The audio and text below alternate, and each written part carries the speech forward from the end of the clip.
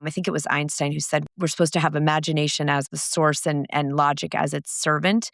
And we've created a society where we've essentially switched those, right? We've made logic the master and completely forgotten imagination. I butchered it and I will get the right quote for you, but that's the gist of the idea that we flipped it. And so this practice of gamma walking, or some people like to free write or meditate or whatever, swim, whatever people want to do to get in that soft fascination state, but capture them, act on them. And then what happens is we're building something that does come into 3D form that we can touch, taste, smell, hear, and we believe in it more.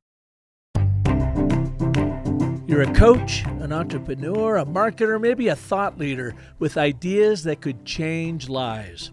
And you know your best thinking doesn't happen at your desk. It arrives in the shower, on a walk, in that half-awake moment before the alarm goes off.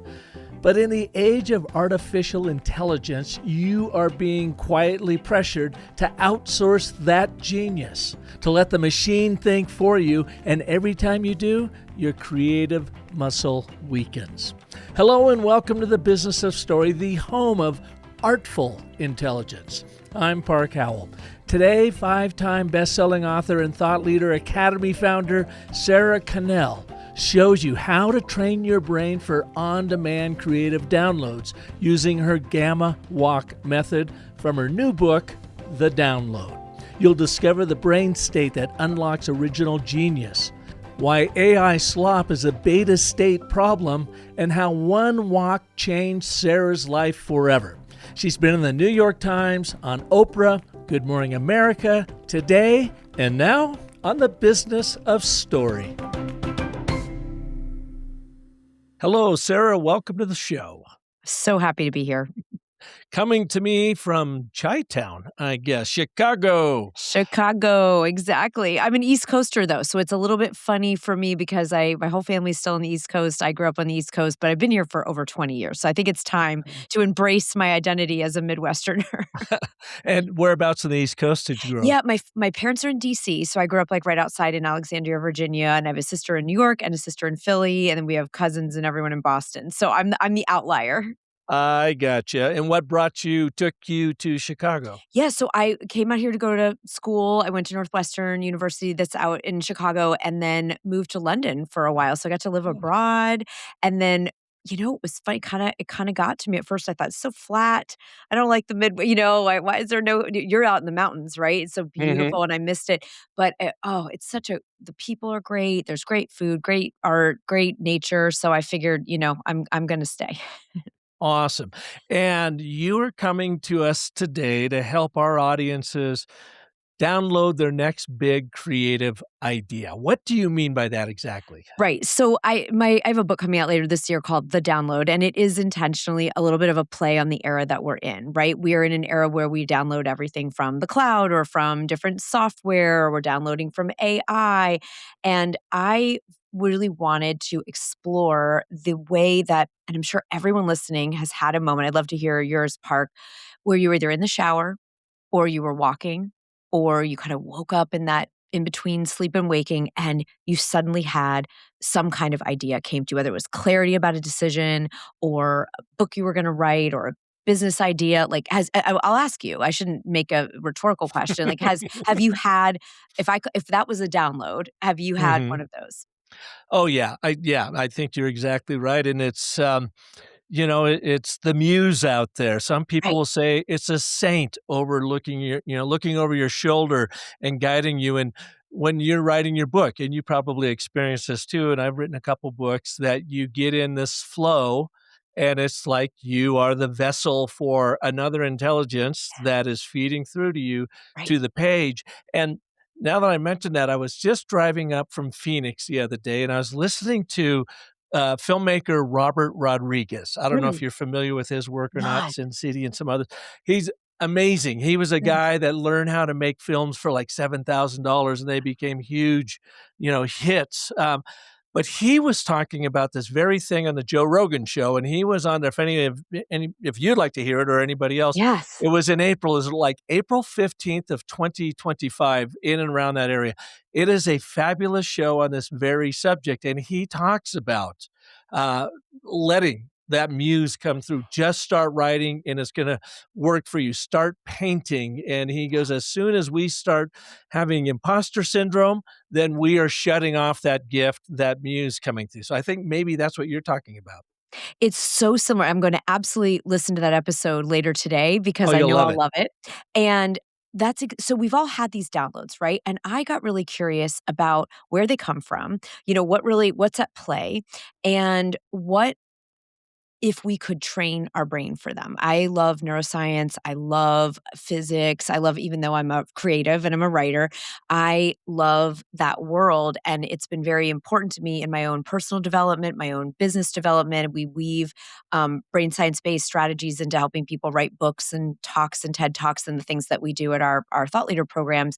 And so I thought, what if I just it just came to me, right? The book actually downloaded, which is very meta. I was sort of Yeah. walking like, "Oh, I'm downloading a book about downloads." So there's a little joke there. But these things, whether we think of it as the muse, God, the universe, consciousness, or our subconscious mind, right? We could think of it as, I know writers who are materialists, right? They don't have a worldview that includes something beyond the brain and the matter of physical reality. And yet they'll still say, oh, I get these ideas like from my subconscious or from the imaginal mind. And the reason I'm so fascinated right now with this is one, that we know so much more with science. Like we can actually put electrons and put electrodes on our brains, and we can watch things happen when we read and create and ideate, right? There's ways we can, and Stanford and Harvard and all these great places have studied this stuff, so you can really nerd out. And so I'm fascinated because the neuroscience has proven what a lot of us have experienced as, intuition and strokes of insight and downloads, right? But also because we're in an era where it is very, very tempting, and we are, I feel, encouraged, if not maybe subtly bullied, to really outsource our creative thinking and our imaginal thinking and our innovation, because we do have this explosion of artificial intelligence and all these things, which I think is great. And we want to use it in wonderful ways. But I found myself even thinking, oh, I could just have AI write this article. And I was like, no, wait a minute. I'm going to back it up, because I know that the AI can only generate from what we've all created so far. And so I want to be responsible in myself and the people that I get to work with, like making sure we're continuing to fill it with original creative thinking. So I think that there's an urgency around, while we have all the fun with what automation can do, making sure that we don't lose that muscle in a way which is very tempting, because it is easier to have something do it for us. Yeah. Well, let's talk a little bit about your backstory. So I'm curious, what did you study in college to Mhm. lead you to your career now? And I would imagine it's probably some program is very logic, reason driven like all of us. And yet now you're jumping over into the woo-woo world, which a lot of people would call.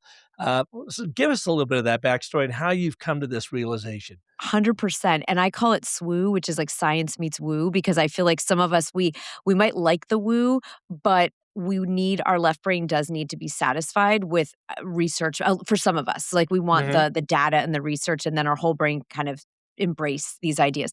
So again, I grew up in a very traditional household. I was raised Catholic. There was no woo. It was religion, but very, very by the book religion. And then went again to college. I was a liberal arts major, studied English, communications. I did have to take a science credit, and I was not happy about it. I thought, "Oh god, science, that's not my thing." And there was one class that fit in my schedule, and it was on neuroscience. And I thought, well, I don't even know what that, I understood neuro is probably the brain, and science, I understood with the title, but I thought, I have no idea. It was one of my favorite classes I took in the entire 4 years. An ex-Navy pilot taught this class.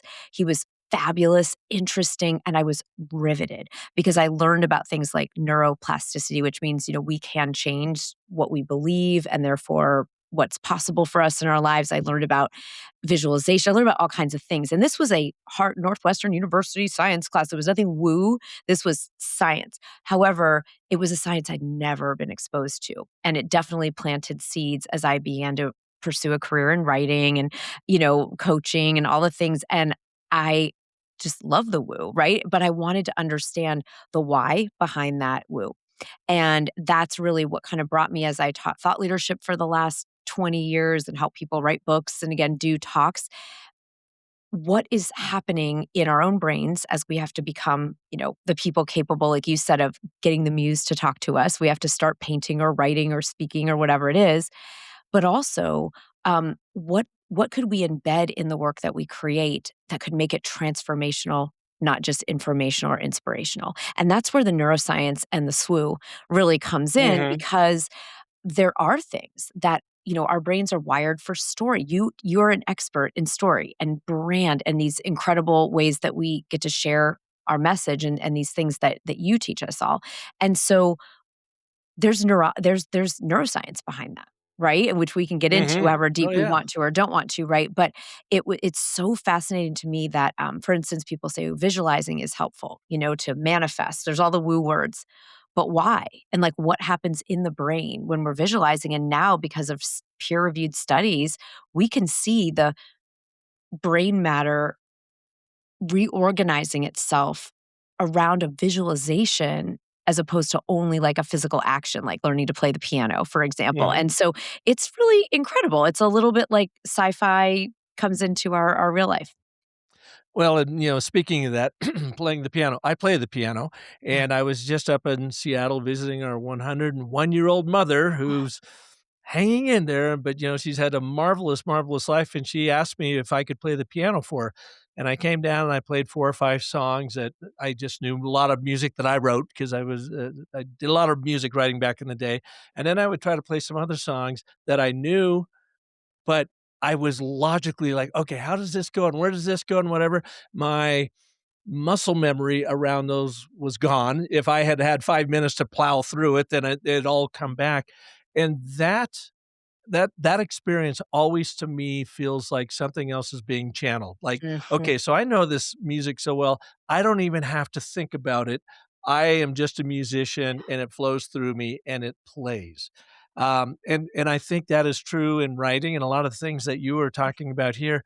Have you read or listened to the book, Dan Brown's most recent book, The Secret of Secrets? I sure did, because it's a fiction. I said Dan Brown wrote the fictional version of the download, like, in a way, Yeah. right? Yeah, and It's so much. he talks about noetics in there, which I was unfamiliar with.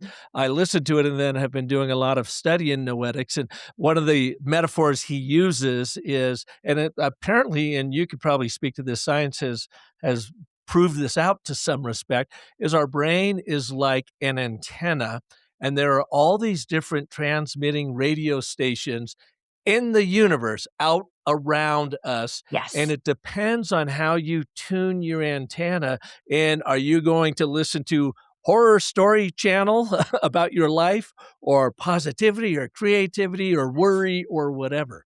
Yes, it's so true. Isn't it fascinating? And if anyone hasn't read, I thought it was a Dan Brown always writes a good story, right? He's great Yeah. on plot, and there's some great twists in And it it. brings a lot of science And he into it. brings a lot of the noetics. And in researching this book, I talked to a lot of quantum physicists and a lot of neuroscientists and surgeons and doctors, and also, regular people who just are creatives and get downloads and want to know, where did that come from? Where did this miracle, because there's things that feel miraculous to us, right? To me, when Mhm. something downloads that I know I didn't think of with my rational intellect, I find that absolutely extraordinary that we have the capacity to dial into something. And often it's by chance, right? Like, I don't know how I got on that station. I just know I got something that was really good, but we don't know how to get back to it. And so in the book, what I was aiming to do is give us a method that we can more consistently, more frequently, more on demand, if you will, get on that station that's giving us those yummy things, whether it's the big idea or the affirmation or the clarity, whatever it is. And so the noetics piece is fascinating, because if you don't know already, you might have already found Dr. Dean Radin and Dr. Julia Mossbridge, but they are, I believe, still co-founders of the Noetics Institute in California. And I got to know Dr. Julia really well, and Dean Radin a bit through the book. And it is just, it's like, how is this world going? I mean, it's just so fun to meet the scientists who have been studying things that have been previously relegated more to the spiritual realm, or the woo world. And Mhm. so it's not a new marriage. We've been talking about this even in this kind of era of the world since Einstein and Max Planck, and there's all kinds of hardcore scientists who Tesla, there's people who have been talking about this, constantly, right? But it is exciting to see how available it is and how much we can train our brains to get the downloads. I mean, it is possible. So there's a lot of people listening right now. They're going, okay, Park and Sarah, Right. here we go. What is the method? What is the method that you talk about that people could use right away? Yeah. So I'm gonna give a tool. There is in the book, there's like a 4-part method, but I think if I was listening to this, I'd want someone to tell me something I could do today, right now, Mhm. right? Yep. So there's a thing I call the gamma walk, and it's named after the gamma brain state. And, we don't only wanna have I'm not gonna bore everyone with a long thing about, like, our brain states, but just to give a couple little bit of context, um, there are, previous to the last couple decades, scientists felt that the genius zone was when our brain was in a combination of alpha and theta waves. And those of you listening will recognize alpha theta by a time when you feel deeply relaxed, you weren't asleep, but maybe this is a state if anyone meditates or does breathing or other types of like yoga when you're in shavasana, if anyone does that, you're laying there at Oh, the end, yeah. right? You're in an Yoga Nidra is one of the yoga greatest naps you'll ever take. I go to sleep to yoga nidra, recordings every night, right? And so that is the alpha theta. You're in somewhere in alpha or theta usually. And so where we're usually as humans, when we're awake, we're in beta, getting stuff done. We're thinking, rational left brain, like I'm thinking, I can think my way through this. And then the Dalai Lama agreed to a study with a number of his monks at the University of Wisconsin. And these monks were cycling, their brains were going up into a state that's now identified as gamma.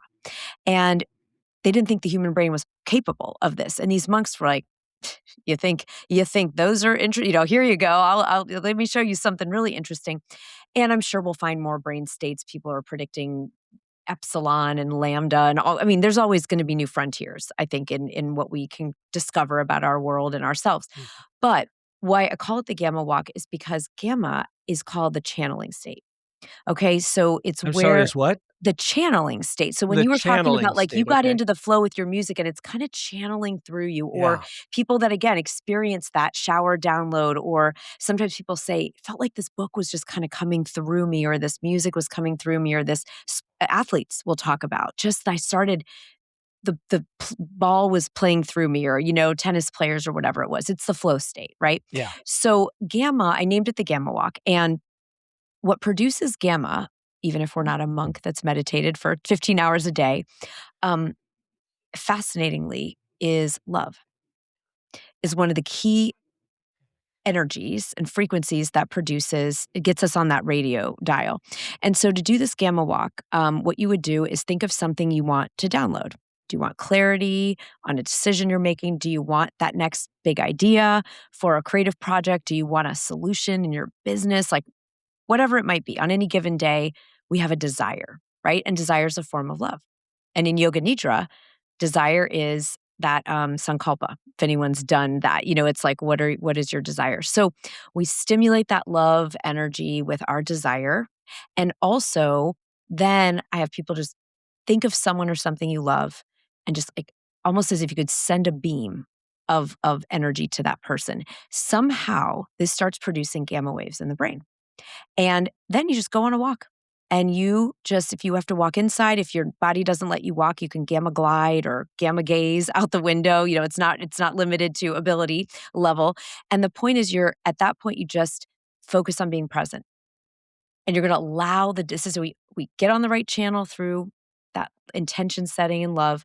And then we listen, right? So you might just listen if you're walking outside, birds are chirping, cars driving by. You just notice anything that kind of drops in. And sometimes I'll get a download on the walk. And lots of times I don't get a download on the walk. I feel happy to have gone on a walk. And then it comes later that day, again, in the shower, in a dream, in a conversation. But you're honing your antenna through this practice. And what it really is about is creating white space, which we're very bad at doing, right? At least I am. I don't know about anyone listening, but we're looking at this, we're listening to a pot. So on this walk, you could do it for 5, 10 minutes. You're not inputting anything. right? You're not putting on a podcast or answering a voicemail, or you're doing your best to just stay present to your sensorial, surroundings.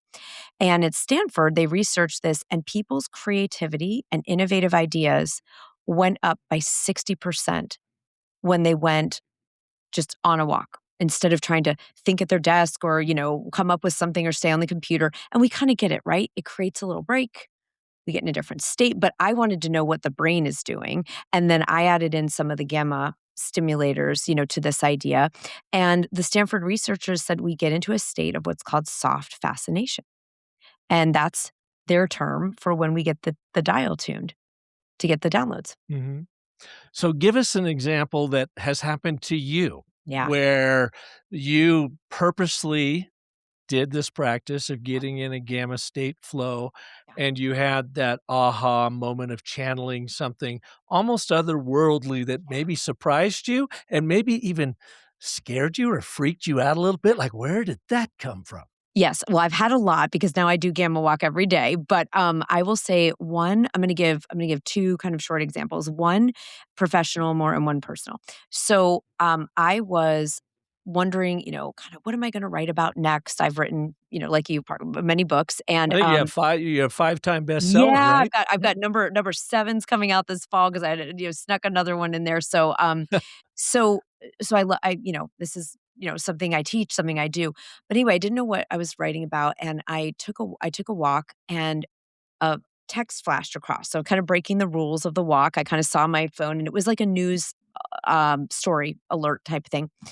And it was in 2020, end of 2021, I believe. And it was a study out of Oxfam that was published in the UK paper, The Guardian, that said women had lost $800 billion in the pandemic. That was like the collective economic hit at that point for women during the pandemic because of all the things that, happened in the world. And that number really horrified me because I thought, wow, that's already like there's already a pay gap and all the stuff that we hear about. And I thought, yikes, that's really a problem. And suddenly I was thinking about how all these people I knew had always recommended this book, The Science of Getting Rich by Wallace Wattles. If anyone's heard of that, it's an old book, metaphysical kind of personal growth book from probably the 40s or earlier. And everyone was always saying, read this book. And I was trudging along, kind of all like salty about like, oh God, like, this is already hard enough. And we have this setback again economically as women. And I thought, I want the science of getting rich for women. Like that's what that's I want I need to read that book. What is that book that we could give? And I suddenly just knew the way I can recognize a download is like it has that, again, like you said, otherworldly. There's sort of a resonance or a vibration around it. And I thought, someone had to have written this book. So I look it up. There's nothing. I call my friends in publishing, nothing, and I said, oh, I'm going to write that book. And that was the next book I wrote. And it was really just to be of service to being part of a economic comeback, for women post pandemic and give people some ideas and strategies and hope, like, what could this look like? And I had, other 25 other self-made women millionaires, weigh in on this topic and et cetera. So that's an idea of just an example of I'm walking along that was not on my radar. It wasn't anything. And suddenly through this news story, the book just showed up. Hmm. I knew I had to write it. That's the other marker of a download. I don't know if you feel this way, Park, that it's like there's a feeling of almost like I'm compelled to do something with this. Like we know it's like, oh, this came for me. This Yeah. came for me, right? You've had because you're an artist, right? So, and then the other one was really this is really wild, but um, my husband and I went through 7 years of fertility treatments to have our son, and it was anyone who's walked that kind of a walk, right? It's hard, it's long, it's expensive. There's all the things, very emotionally crushing, and I started taking these walks just out of desperation because every time the phone rang, it was like a friend of mine saying they were pregnant. When I was very happy for my friends, but it was really hard, Sure. right? So Yeah. I felt grief and loneliness, and then my husband and I ended up getting pregnant, and then unfortunately I went into premature labor, and we lost our twin boys. They were stillborn, I'm sorry. and so Yeah. we'd had thank you, and so we'd had these really hard, and walking was like the one thing I could just go. I was like, I don't know what to do with all this pain, so I'm gonna walk.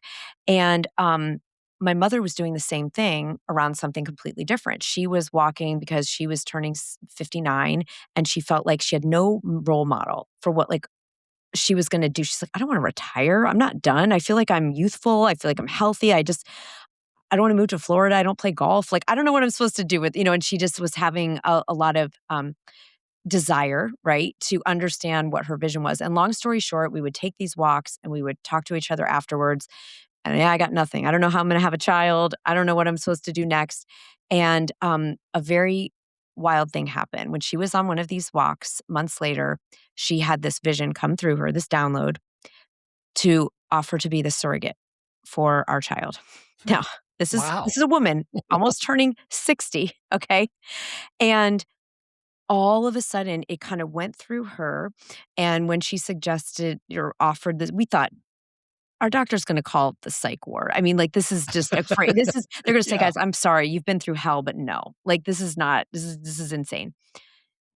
And that is how my son came into the world 15 years ago. From that download on those walks, it turns out, obviously it was my egg, my husband's sperm, my mother joked, "He's in your old room."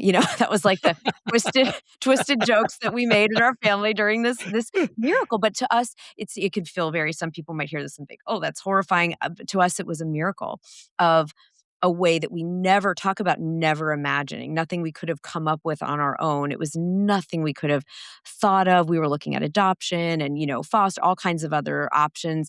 And this just, through these walks, getting in that soft fascination state, somehow this idea just swooped in and it ended up Holy being the way smokes. we had our child. That is wild. Okay. Wow. We've covered a lot of amazing ground here. So here's what I want you to do right now for us. Any listener out there that is wrestling with an idea, maybe they've got a challenge they cannot figure out how to overcome, or they're kind of starting to picture this beautiful painting they want to make or this commercial they want to write or whatever. What Just take us through the exact steps Mhm. you would coach a new person trying to go on a gamma walk. Yeah. What would we do? Yeah. So you'd start with just what I know so far, right? You might say, I have an idea for this commercial I want to do, or I have this idea for the song I want to write. You would use that same process I described. You'd feel that desire in your body, like just actually feel it. Like, oh, I want to have clarity on this project, or I want this to be a success. You think of someone or something you love, a pet, a child, a friend, whatever it is, beam some love. And then you would go on that walk, just like I described, not inputting sound music. You just try to be present, listen in. And then you're going to pay attention both during the walk and afterwards, right? For anything like I just described that swoops in through a news story, an idea, and you're going to capture it. I keep it, we have an app, for it now for our clients, but in the phone, wherever, just you want to, because sometimes we get the downloads and then we forget Mhm. because we don't Like a grab it and radio go through wave, it. it goes right Right, through us. Yeah. exactly. So you wanna capture that download, and then you wanna watch for themes. So maybe you take another walk the next day, and you either feel that that same idea comes to you and it's stronger, or something brings more, another puzzle piece swoops in. So you're really gonna let this call and response with the universe happen. You're gonna watch for, if anyone's read the book The Alchemist, it's like you're gonna watch Oh, the yeah. signs, right? You're gonna listen for the signs, listen for, and you're going to caption, because the capturing part is really important, because sometimes, again, we miss the fact, "Oh my gosh, this is coming up 8 times in a row," and we just think it was a fleeting one-off, and it kind of creates buy-in, like, to us to believe it and to trust it. And then you wanna take whatever action you can take on the download you've received so far. So again, if it's, I don't really know what the whole song is, but I hear this one chord, go play the chord. It's like what you talked about, it sounds like in that episode on Joe Rogan. It's like we've got to start the brush moving on the canvas. We want to get the fingers typing on the screen. We want to get the arms around the instrument and start making, even if it's not the whole picture, there's something about the action that will bring in the next download, right? So we want to be actioning it, listening for it, and we're putting together a puzzle. And you're listening for that puzzle. And then I think it's really important to find ways to um, case build, for like trusting this must. So what I mean by that is really looking at, are there times in our past that we've had those creative inspirations and flashes that did work out? Because a lot of times we question, like, oh, should I spend the time, the money? I don't know. We get imposter syndrome. I don't know what I'm doing. So we want to see, or if we haven't had that, who could we listen to? Like I said, you said the Joe Rogan episode. We can all go listen to that. People can listen to this episode. You've had these downloads of, art coming through you and tuning your radio. So I think case building that this is real and we can trust it because we're in a very left brain dominant world, right? We get very committed to logic and reason, and I have to touch it, taste it, and we can minimize and even discount things that feel just like, again, intuitive flashes, or we think, oh, is that really real, or is that really a good idea? And to actually start believing in them, giving Mhm. these ideas credibility. I think it was Einstein who said we're supposed to have imagination as the source, and logic as its servant. And we've created a society where we've essentially switched those, right? We've made logic the master and completely forgotten imagination. I butchered it and I will get the right quote for you, but that's the gist of the idea, that we flipped it. And so this practice of gamma walking, or some people like to free write or meditate or whatever, swim, whatever people want to do to get in that soft fascination state, but capture them, act on them. And Mhm. then what happens is we're building something that does come into 3D form that we can touch, taste, smell, hear, and we believe in it more. I'm glad you clarified that, because I was gonna ask you, does it have to be walking? If I'm a swimmer, and I'm not, if I'm a sailboat person, can I go sailing and just do whatever is natural to you? Now, going back to this idea of capturing it, and, had a guest on a couple years ago, talking about a coincidence journal, which I started Mm. keeping. And was not into noetics, I was not into what you're talking about at all, I was just starting to learn about this stuff. Mm. And I'll tell you, Sarah, the first 2 months I started keeping that coincidence journal, and then paying attention to a coincidence that happens more than 3 times, I should say really more than 2 times. They Yes. typically happen in threes, if not more. Yeah. Then I say, "Okay, the universe, woo-woo, is trying to tell me something. What is it trying to tell me?" And I would go on a walk, I would do whatever, or I would even park it over to the side and come back to it the next day with a fresh mind and go, "Oh, this is the through line. Maybe I need to follow this." So it's one way I found, I think, with what you're talking about, of how do you capture this, on your gamma walk, this inspiration that you get? Yeah, and I love that you kept that journal because it's exciting, right? And what you're doing for the brain science is the reticular activating system. If you've read about that, or anyone listening, it's a part of our brain that essentially filters information for us because we're exposed to some obscene number like 11 billion bits of information every second. I mean, it's horrifying if we think of it. So our brain has to filter out almost everything. So we think we're seeing reality, but we're seeing reality through the filters of what we've trained our brain to go look for.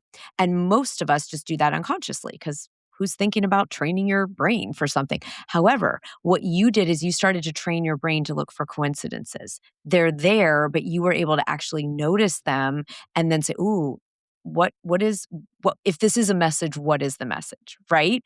And Yeah. and that's a meta question that's based in neuroscience. So for anyone that's not woo, you might find it easier if you like this idea but think it's weird, you could use a meta question, which just means it the way that the question is phrased works on different parts of your brain. And you could say, instead of thinking, oh, what is the sign the universe is telling me, which might feel a little out there, you could say, if there was a message here, what would it be? Mhm. Or what could it be? Or if I was getting a download, that I tried, what would my most recent one have been? And then it doesn't threaten the brain's mammalian, parts that say, that's weird. I don't know what that is. That's unfamiliar, which means danger to our primal brain. And we start to allow a space for curiosity and inquiry, which it sounds like the coincidence journal gave you. It's Yeah, very it cool. definitely did. And I've always had kind of this sense of something else out there. I've never pursued it until just really within the last few years. And I think it probably has come through my own experience and really learning story, studying it. How does it work on our brain? And Joseph Campbell would say, when you follow your bliss, doors will open where there were only walls before. And I absolutely experienced that when I started learning about the hero's journey Mm, back in 2006. Our son was going to film school at Chapman University and said, "Send me your books and record lectures since I'm paying for them because I want to know what Hollywood knows about this stuff." yeah. And I started reading and doing a deep dive into the hero's journey and how it's almost like an incantation when you really look at a story or you even think of your life as in a story, then things do start happening. And so, I mean, I completely closed down my ad agency, which I had run for 20 years, and and followed just what is this story thing and how am I supposed to bring this to the world? And I'll tell you, Sarah, we're talking about where doors open, where, there were Right? only walls before. I went to Robert McKee's famed story, 3-day story session with our son Parker, who is the filmmaker. A month later, I was sitting in Robert McKee's living room in Connecticut recording a podcast. Of course I you didn't were. even have a podcast. I knew I wanted to start one. It wasn't this show. I just said, I've got a podcast. And I spent 3 hours asking him about story structure, and so forth. And I left there going, okay, this is what Campbell's talking about. It Because sure is. how else did I show up there? How else? And this is what that all falls under, I call the download constellation, right? There's the, intuitive nudges, the ideas that drop in, also those signs. How you couldn't have made that happen if you tried, right? If you'd Right. efforted that, you could not have concocted a reason to be. He was someone, in my understanding, didn't often do those kind of like that's not a sort of everyday easy thing. You Right. weren't someone that had a friendship with him for 20 years. That is extraordinary, Park, right? And yet Isn't the that doors weird? open where there were no doors. Yeah. Absolutely. Yeah. And I just see it happen over and over again. When is your book coming out? So it comes out in October, and it just went up for pre-order. So anyone that wants, we'll be doing some great previews and things. But it's called The Download, obviously, as I said, and it just went up for pre-order starting today. So what a fun day! But it comes out October 6th, and we will be doing all kinds of fun stuff during the pre-order thing and giving people access to the app for free. Because I just want people to have, you kept that coincidence journal, and we have built in the app, and it's free for anyone, even if you don't buy the book or anything, and it has a download diary. So how some people are like, oh, I lose things and I have notebooks everywhere. So this is all in the cloud, and it's private. No one else on the app will see your own downloads. But then you can feed. What I'm loving is, then I'll say, show me the last month of downloads, and then I can see the themes and the patterns, Mhm. like we were talking about, and it doesn't get lost, because like your coincidences, you think, whoa, I'm getting a lot of these. There's a lot. I am getting talked to and guided, and these things are happening for me. Whereas, again, we move on to other things. Our mind is, our attention span is 2.9 seconds right now, is the average stat. So we're very Mhm. distracted quickly. This keeps them all somewhere, so that we can really understand, if we do think we're being guided or we do believe in coincidences, we can see them happening and get those reflected back to us. So we're very excited about getting lots of people to get to have a tool that's where we always are, on the phone, Mhm. and Yep. handy for them. Yeah. Well, and you talk about the timing being so perfect too, with our inundation of technology and artificial intelligence that is like the worst brand name you could ever give something. When done right, I think it's artful intelligence, because you are bringing your lived experience and your intuition to it, and it can really actually augment your intelligence just by working with it as a confidant. For sure. There's so much good. And I'm speaking at an event in 2 weeks in San Francisco called Human Plus Tech. And the whole purpose is there. It's such an exciting event, because it's not just people talking about things. They actually have software developers and venture capitalists and thought leaders coming together, and in real time. But the whole premise is to work on projects that promote human flourishing with the AI and with technology. We're not Yeah. anti, but we're also not going to, again, default to not showing up and working our own brains and being creative, because that's needed for the future of our species too. Yeah, well, in the development of our story, Cycle Genie, which I want to talk about just a second Yeah, with you, with what I sent you, but I came to channeled through me, and it was kind of an aha moment when I was writing a blog post, thought leadership piece about it. And I said, I realized that, oh, what we're talking about is emotional intelligence, EI plus AI, artificial intelligence, equals a whole new kind of ROI, and that is return on your intelligence. And I want to Mm. underscore, italicize, underline, and make bold your, bringing yourself to it.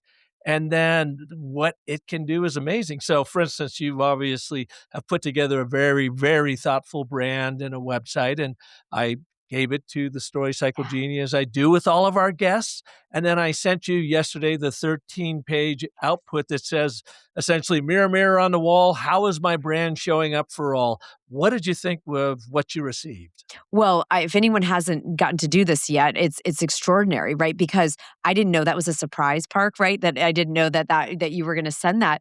And there is something about, oh my gosh, how am I being perceived? Like when our website goes through, this, how is our brand showing up? Because we all know what we intend our brand to be. And that does not mean it's how it's perceived, right?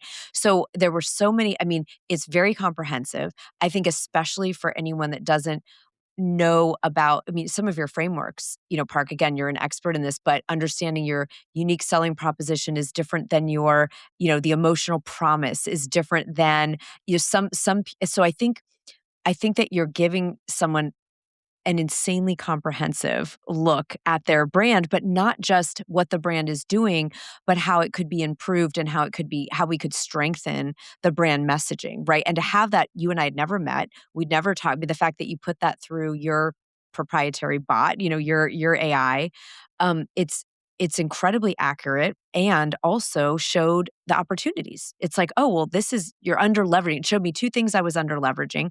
One, that we have the 100% success rate, which we really do in our thought leader programs. If people do the things, their book will be finished, it will be published, it will be a bestseller at Amazon or above lists. And everyone who's done our TEDx process has spoken at TEDx. It's like that. That's pretty cool. Now I'm very invested in people we work with because I don't want that statistic to ever change, right? But it's on our website. It's not like I was hiding that, but the AI was sort of like, okay, this gets to be articulated in multiple different ways, right? And also the fact that we are passionate about books that start movements, thought leadership that is a movement, not again just something more clinical or more room. It's like a movement, moving people, moving the collective, moving individuals, transformational. And so it really keyed in on that, which is exciting because I've been sharing about that more on Substack, and we have an event every year called Women Starting Movements, and that my son has said, it has to be leaders starting movements, because why are you being, it was, Right? started that way, and every, men and women come to it, but, so he's correcting me, to be more inclusive and egalitarian there. But the bot found that, right? Like the AI found you're not, this is a differentiator. Other people there's tons of people who do books, tons of people who teach speaking, lots of people in thought leadership space, but we really do specialize in having your thought leadership start and lead a movement. And it pulled that out. And I got excited that it sort of Yeah. identified that as like, hey, make this front and center. Yeah, and it identified your three primary audiences, the expert in the gap, it called it, which I thought was is that a term you use, or was that something it came up with to identify that? So the AI came up with that. We don't call it the expert in the gap. We've done things like invisible thought leader emerging or whatever, but the thought leader in the gap is a whole different way of phrasing that, right? And that's gonna spark things in people's minds. So that was all the AI. Did you like that? Yeah, well, what we found it does, it validates what you're already doing well. It reveals gaps that you can then fix in your own brand storytelling, and it also inspires you with new ways to think about it, and that's where that expert in the gap, moniker for your number one audience surprised me because 'cause I've never Mhm. seen it come up with that, and Right. and again, this isn't just like turning everything over to AI, artificial intelligence. This is literally artful intelligence because, Sarah, I've spent 20 years building and working my story cycle system, and we've grown brands by as much as 400%. And Right. so everything the Genie is working off is coming from our human intelligence Right. and experience first, and then it took us 2 years to build it. That's So it. we prompted, and then we re-prompted, then we re-prompted again, now we're like, "Hey, we're getting closer," till it got to the point of, "This is now augmenting my own intelligence." And Park, I wanna thank you, and as again, someone who just appreciates great thought leadership, because so many people are just whipping off a bot in 5 minutes and then saying, "Oh, I've got a genie that will write your copy, your sales page, or your whatever they're saying it'll do." That is very different than someone who artfully, mindfully iterates and makes sure that that AI genie is really doing a version of your intelligence, back to what you said a few minutes ago. And that is very, very different than when people are just whipping out and, like, they dump all their stuff into Claude and then say, Mhm. "Okay, you know, you've now read my last Yeah. 8 sessions with my clients, make a bot that does this." Like, that's very different than what you did. Yeah, gamma state doesn't lead to slop. No, Beta there's no state slop in gamma. Beta leads to slop. It You're does, overwhelmed, it and I'm does. not blaming anybody, you gotta get that next thought leadership piece out, but you also gotta do 9 other things. Here, ChatGPT, crank this stuff out for me. "Oh, that looks pretty good. Let's get it up there. Check, and move on." And yet you're doing no good for yourself, you're doing no good for the world in that. That's right.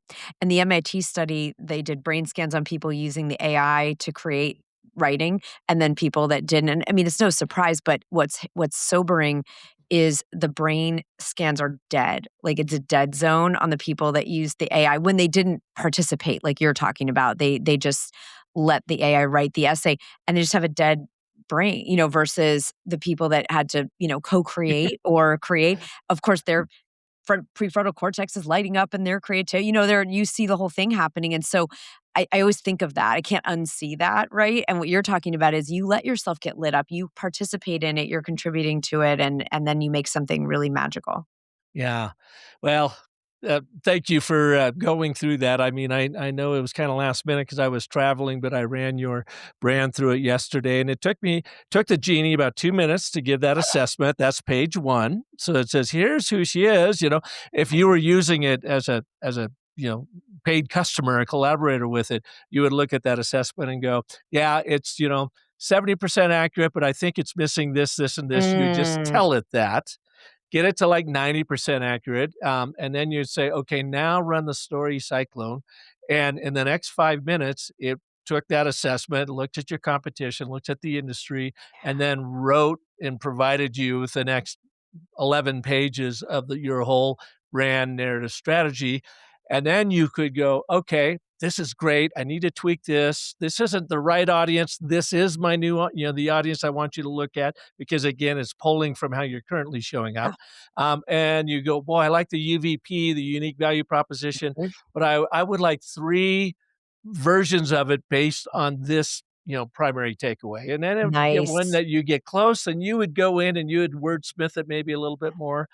The idea of what we're hearing back from people is it's about 90% to 95% accurate when it's all said and done. And then they go in and tweak it. And then of course you update the brain with every iteration whenever you're creating content from it, Right. strategy.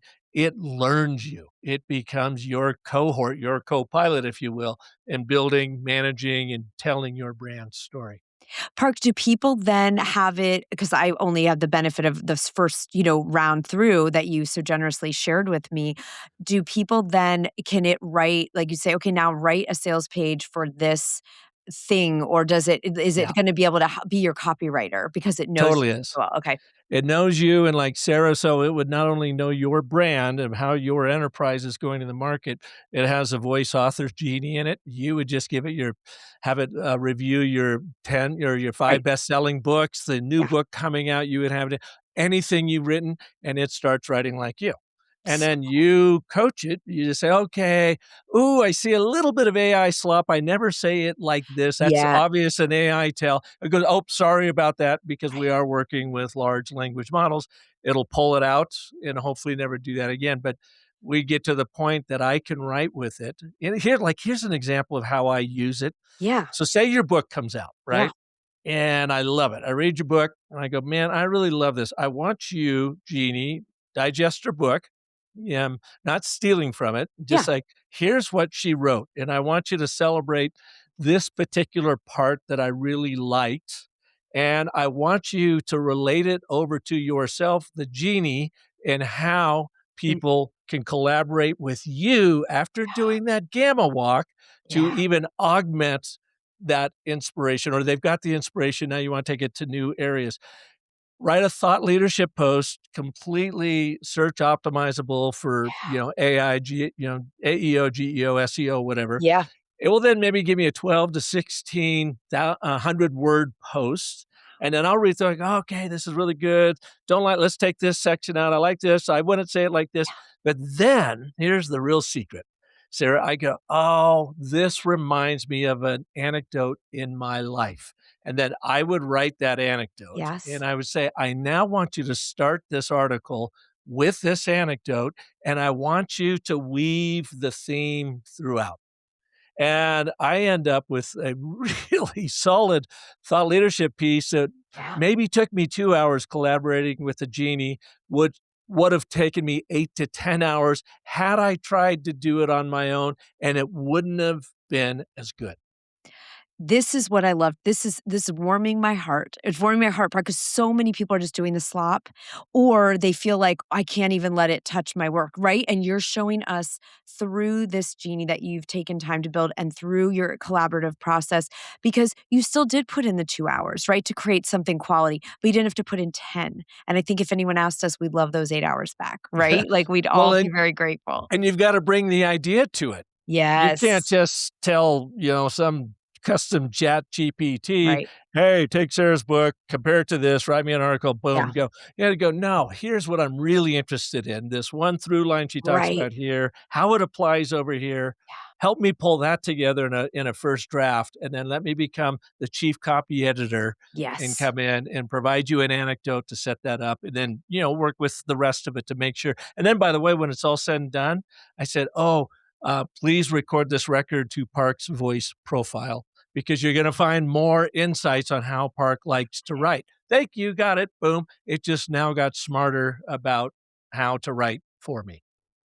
Delicious. Thank you. Thank you for doing something quality in this space, Park. Well, I've got two partners, Sean Schroeder and Matt Levine, that I have to thank for them. Clients of mine who came to me and said, we love your process. We want to use AI Nice. to make it accessible to everybody. And so it's, hats off to them. Amazing. Yeah. So anyway, Sarah, thank you so much. Where can people, I know they will be able to get your book October 6th, Yes. anywhere that are publishing books. Where can people learn more about you and even put some of your tools to work right now? Absolutely. So I would say just you can go, Substack is really the place where I'm really bring this work. If you like today's conversation and want all the fun stuff that you can do to try more techniques like the Gamma Walk or just be in community and that kind of thing. So I would say, that would be the best place is to come just join me, just come over for it's free on Substack. We have all kinds of neat things. We'll go live. I'll have different things happening there. And that's just, I don't know, that's just become the hub instead of, I would say, before YouTube or certainly anyone can DM me on Instagram. And I'll spell my name because I don't have an H on Sara. So it's Sara. It's at SaraConnell at Sara Connell. And you can always DM me if people have questions. But Substack's where you get all the goodies. And that would be and it's just Sara Connell, the download, or you can just search on Substack the download with Sara Connell, and you'll find it. I'm going to go do that right now, Sarah. Thank you so much. Thanks, Park. Wow, what an insightful show. I hope you enjoyed it. I'm going to get out and take a gamma walk right now. Hey, and if you know of anyone else who would benefit from Sarah's remarkable advice, please share this episode with them. If you have not yet graded the power of your brand story, do it right now over at storycyclegenie.ai. It's absolutely free and it will blow your mind. Check it out, storycyclegenie.ai. Now, I hope you are going to join me next Monday when Brian Adams of Happy Dance is going to be here. He's going to show you a whole new way to recruit and retain top talent and even scare away those people you want nowhere near your enterprise. And it's all based on how you tell your brand story. So check that out next Monday. And until then, remember, the most potent story you'll ever tell is a story you tell yourself. So make that one epic.